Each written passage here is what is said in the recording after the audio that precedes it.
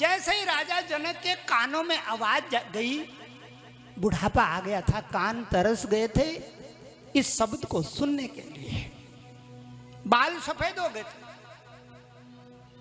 लेकिन जब पहली बार जिंदगानी में राजा दशरथ के कानों में पुत्र जन्म की आवाज गई, लोगों ने कहा महाराज गोविंद का जन्म हो गया है आपके महल में। पुत्रे जन्म दशरथ पुत्रे जन्म सोनिकाना। अब क्या हुआ? मानहो ब्रह्मा नंद समाना। ब्रह्मानंद में राजा मगन हो गए। राजा का शरीर ही नहीं प्रसन्न हुआ। ब्रह्मानंद कहते हैं मेरी माता, शरीर ही प्रसन्न नहीं होता, मन ही प्रसन्न नहीं होता, आत्मा भी हंसने लगती है, आत्मा भी हंसने लगती है। जिंदगी में आत्मा कभी कभी हंसती है, रोज नहीं हंसती। उसकी खुराक रोज नहीं मिलती। उसके शरीर की खुराक क्या है? ये हमारा शरीर है भोजन का भूखा। ढीला करो इसको। ये हमारा शरीर है भोजन का भूखा, हमारे आत्मा भोजन की भूखी नहीं। हमारा शरीर भोजन का भूखा है, लेकिन हमारे अंदर की जो शक्ति है, जो ऊर्जा है, जो आत्मा है, वो दाल भात की भूखी नहीं है। शरीर जीता अन्न में। शरीर अन्न की मांग करता है। शरीर जीता अन्न में और आत्मा जीती प्रीति में। आत्मा का भोजन क्या है? आत्मा की खुराक कुछ अलग सही है। आप अपने घर में बच्चों को रोटी पानी देते हैं, नाते रिश्तेदार को रोटी पानी देते हैं, कपड़ा लत्ता दान करते हैं, लेकिन प्रेम तो दान करते ही नहीं। उसकी आत्मा कहां से भरेगी? उसकी आत्मा रीति रह जाएगी। आपने अपने नाते रिश्तेदार, बाल बच्चे, पति पत्नी को भोजन तो खूब दिया, वस्त्र भी दिए, सब कुछ दिया, उनका पेट भरा है, मन भी मनोरंजन हो जाता है, दिन भर टेलीविजन देखती रहती हैं, लेकिन आत्मा रीति रहती है। आत्मा का भांड ऐसे नहीं भरता। आत्मा की खुराक कुछ अलग किस्म की है। शरीर जीता अन्न में और आत्मा जीती प्रीति में। इसका भोजन क्या है? प्रीति। आज दशरथ की इतनी प्रीति उमड़ गई कि ब्रह्मानंद में लौटने लगे। राजा दशरथ कहते हैं परमानंदे पुरी मन राजा कहा बुलाय बजावहु बाजा। जब आदमी खुश होता है ना, तो पहला काम क्या करता है? डुपुड़ डुप डुपुड़ डुप डुपुड़ डुप बाजा सुनना चाहता है। आप अपने घर में एक शादी ब्याह रचाते हैं, आप बाजा सुनना चाहती है, आपकी इच्छा करती है कोई आए मेरे आंगन में गंधर्व बाजा बजाए, किड़धुम किड़धुम किड़धुम किड़धुम किड़धुम, मेरे पितरों को खबर लग जाए कुछ हो रहा है, मेरे पूर्वजों को खबर लग जाए मेरे आंगन में कुछ हो रहा है, मेरे देवताओं को खबर लग जाए मेरे आंगन में कुछ हो रहा है। ये क्या है? ये गंधर्व बाजा है। इसको किसने बनाया था? गंधर्व बाजे को सबसे पहले मेरी माताओं, ये जो गंधर्व बाजे हैं छोटा ढोल हो, बड़ा ढोल हो और बड़ा हो, नगाड़े हो, कुछ भी हो, तबला हो, ढोलक हो, मृदंग हो, पखावज हो, ये कहां से निकले हैं? तो ध्यान से सुनो। एक बार गौरा माता ने कहा था भगवान शंकर को शिव पुराण में, नाथ हमारा शरीर तो भर जाता है अन्न से, मन भी प्रसन्न हो जाता है, लेकिन हमारी आत्मा के लिए कुछ ऐसा राग रंग संगीत होना चाहिए जिससे हमारी आत्मा नाचने लग जाए। भगवान शंकर ने कहा कोई बात नहीं देवी, ढोल बनाया और अपने गले में डाला। पहाड़ों पे एक ग्रंथ है ढोल सागर, हजारों बरस पुराना है, उसको कहते हैं ढोल सागर। उसमें लिखा है, ध्यान से सुनो, उसमें लिखा है ये गंधर्व बाजा ये ढोल ईश्वर वाचे। भगवान कहते हैं शंकर सुत सचेवे गिरिजाच जननी सकति पत्नी ही अग्नि गोत्र से ढोले। ये ढोल सागर है पहाड़ों का। क्या कह रहा है? शंकरे सुत सचेवे, ये ढोल रे तो भगवान कलंदर का पूत है।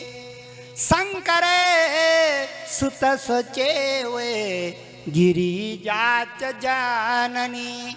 अरे ढोल रे नगाड़े रे तेरी माता गिरिजा है। सकती पत्नी ही तेरी पत्नी सकती है।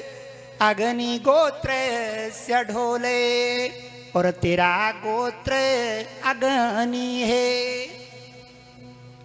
इसीलिए जितने भी हमारे ये ढोल नगाड़े बजाने वाले भाई बंद हैं, ये भगवान शंकर के शिष्य हैं, कलंदर के शिष्य हैं। इनका गुरु भगवान शंकर है, इनका कुल देवता भगवान शंकर है, इनका इष्ट भगवान शंकर है। भगवान विद्याओं के खजाने हैं, इसीलिए उनको कहते कलंदर। जिसकी कभी नहीं बनती उसके शिवालय में आकर के बनती है। जिसकी कभी नहीं बनती। एक ऋषि था मार्कंडेय ऋषि, 12 साल की उम्र थी, 12 साल में मर जाना था। सब ने कह दिया तू गया 12 साल में चला जाएगा। भगवान शंकर की साधना करने लगा। छोटा बच्चा, छोटा 12 साल का बच्चा भगवान शंकर की साधना करने लगा। तबते तबते भगवान प्रसन्न हुए, चिरंजीव भवा।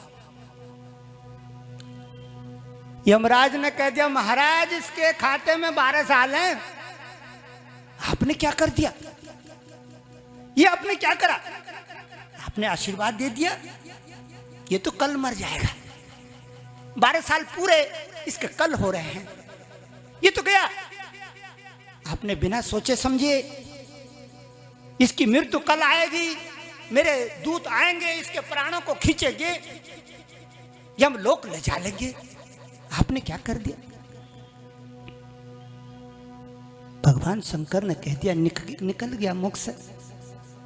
अब ये चिरंजीव होएगा। अब ये उसी दिन से मार्कंडेय ऋषि चिरंजीव हो गए।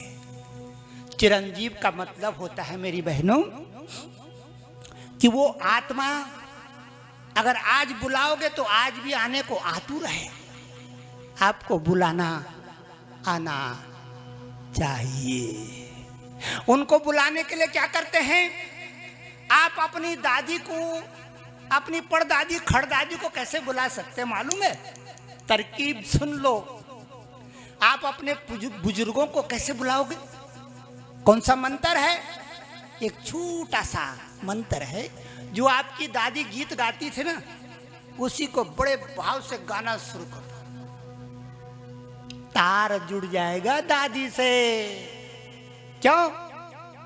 शरीर से गई है, आत्मा से नहीं गई। आत्मा अजर अमर है, इसीलिए कहते हैं कि तार जुड़े हैं दोनों ओर, जिसका कोई और न छोड़। जीवन की बेड़ा बजते ही उजियारा होता चौर। ये टाइट कर दिया इसने, गला बहुत टाइट कर दिया, कभी ठीक कर दे रहा है, कभी हटा दे रहा है। अब क्या हुआ? आनंद हो गया। राजा कहता है मेरे आंगन में ढोल बजा, मेरे आंगन में बीड़ा बजा, मेरे आंगन में बांसुरी बजा, मेरे आंगन में साज सजाओ, मेरे आंगन को गुजा दो, गुजा दो, मेरे आंगन को गुजा दो। ये ध्वनि स्वर्ग लोक में जाए, ये ध्वनि पितर लोक में चली जाए, मेरे पितरों को पता लग जाए आज दशरथ की यहाँ कुछ हो रहा है। आज दशरथ का भी भाग जग गया है, आज दशरथ का मुकद्दर प्रकट हो गया है। मेरी माता, जब आपके आंगन में ढोल बजता है, बाजे बजते हैं, तो आपकी देहली का भाग चमकता है, आपकी देहली का भाग जागृत होता है, आपकी देहली में फूल खिलते हैं, आपकी देहली में पूर्वज आके हाजिरी लगाते हैं, आपके देवता प्रकट हो जाते हैं। इसलिए ढोल बजाना परम आवश्यक है। खुशी के भगत जिसने ढोल नहीं बजाया वो अभागा है, वो अभागा है। बहुत जरूरी है बजाना। दुख में न भी बजे, सुख में जरूर बजे। मैंने तो सुना कि एक आदमी ने गांव में अपने बच्चों को कहा था कि जब मेरी अर्थी निकले, जिस दिन मेरी अर्थी निकले, मेरे आगे ढोल बजना चाहिए। मैं इस संसार से खुशी खुशी विदा होना चाहता हूं। क्या नहीं दिया संसार में भगवान ने मेरे को? सब कुछ दिया, कमी कुछ नहीं रखी। मैं जाना चाहता हूं नगाड़े बजा बजा कर, मैं जाना चाहता हूं खुशी खुशी। भाव दिया परमात्मा ने, और जितना दिया उतना ही मैंने लोगों को दान करके लुटाया। खुशी मन से जाऊंगा ढोल बजाना बच्चों मेरी मृत्यु पर। और मैंने सुना कि बच्चों ने जब उनकी अर्थी उठ रही थी, ढोल बजाया। पिताजी का आदेश है, उनके आदेश को हम कैसे माने? रो रहे हैं, आंसू बह रहे हैं। पिताजी चले गए, हमारे घर का ज्ञानी आदमी चला गया, हमारे घर का महात्मा उठ गया, हमारे घर का ऋषि चला गया, हमको पालने वाला चला गया, हमको अन्नदान करने वाला चला गया, हमको चिथड़े दान करने वाला चला गया, हमारे सर पे आशीर्वाद रखने वाला चला गया। रोते रोते ढोल बज रहा है। आदेश। दशरथ कहता ऐसा मौका दोबारा नहीं आएगा। कहा बुलाय बजावहु बाजाए। बाजे बजने लगे, अनमन भांति गंधर्वों का टोला आ गया।